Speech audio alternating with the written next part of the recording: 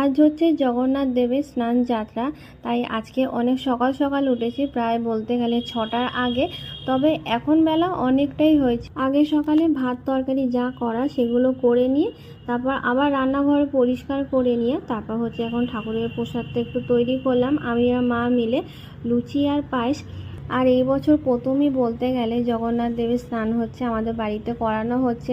আগের বছর তো করানো হয়নি, তখন নিয়ম জানতামও না। তবে এখনও সেই সব নিয়ম কিছুই জানি না, মা যেটুকু বলে দিয়েছে সেটুকুই সেভাবে করার চেষ্টা করেছি। আর গঙ্গা জলে নিয়েছিলাম স্নানের জন্য ঘি, মধু, চন্দন, তুলসী পাতা, তার সাথে দিয়েছিলাম কাঁচা দুধ। তো এইগুলোই দিয়ে স্নান করিয়েছিলাম।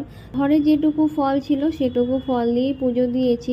আর নারকেলও একটা ছিল, কিন্তু নারকেলটা অনেক দিন ধরে পড়ে থাকার কারণে নারকেলটা নষ্ট হয়ে গেছে। দেখতে দেখতে প্রায় একটা বছর হতে যায় জগন্নাথ ঠাকুরকে আমাদের বাড়িতে আনা হয়েছে।